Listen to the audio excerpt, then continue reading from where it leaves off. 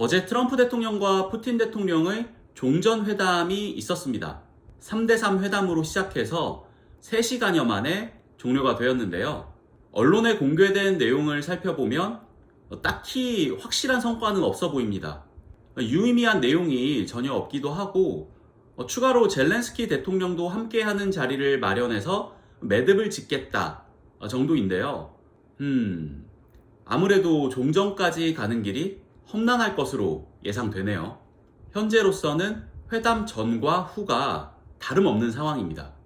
하지만 트럼프 대통령은 지속적으로 종전을 위해 푸틴 대통령과 젤렌스키 대통령 사이를 조율할 것으로 예상되는데요.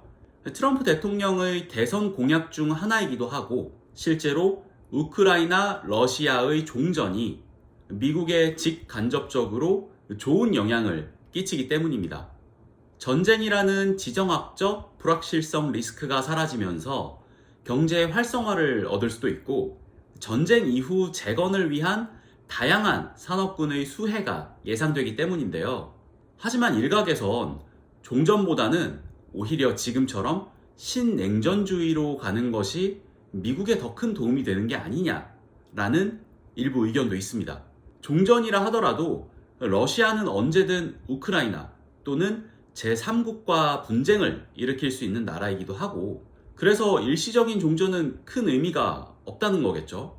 또한 전쟁이 지속되고 있는 와중에도 미국은 굳건하고 기술 혁신이 활발히 일어나고 있으니까 오히려 이때 러시아와 그 격차를 더 벌릴 수 있는 시간을 확보하는 것이 더 중요하지 않나 이런 의견인 것 같아요. 그리고 전쟁이 지속되면 그 불확실성에 대비하기 위해 미국채의 수요가 꾸준할 것이라는 그런 예상도 하나의 장점이 될 수 있겠네요. 과거 소련과의 냉전이 지금은 러시아와의 신냉전으로 이어지게 되는 걸까요? 뭔가 데자뷰 같은데 저는 개인적으로 러시아가 더 이상 미국의 상대가 되지 않는다라고 생각을 해서 종전을 희망하긴 합니다. 이번 회담에서는 딱히 휴전이나 종전에 대한 합의가 드러나지 않아서 조금은 아쉽더라고요. 첫 술에 배부를 순 없겠죠. 트럼프 대통령이 포기하지 않고 지속적인 협상을 해서 전쟁을 끝내주길 간절히 바라봅니다. 뚜렷한 결과 발표가 없어서일까요? 시장은 잠시 쉬어가기로 한 듯이 소폭 하락하면서 이번 주를 마무리했습니다. 원달러 환율은 1370에서 90원 사이를 왔다 갔다 하면서 움직이고 있어요. 다행히 1400원을 넘지 않으며 나름 안정적인 환율을 유지해주고 있네요. 이번 주 우리 부부는 불을 한 주 추가 매수해서 총 2356주가 되었습니다. 이번 달 수익은 2800만원 정도, 올해 수익은 6700만원 정도, 누적 수익은 9.6억 정도입니다. 부부 합산 순 금융자산은 19.7억 정도네요. 순 달러 자산으로 보면 141만 불이 살짝 넘습니다. 대부분의 시장 참여자들이 바라고 있는 미국 기준금리 인하에 대한 힌트를 곧 있을 잭슨홀 미팅에서 얻을 수 있을 것 같은데요.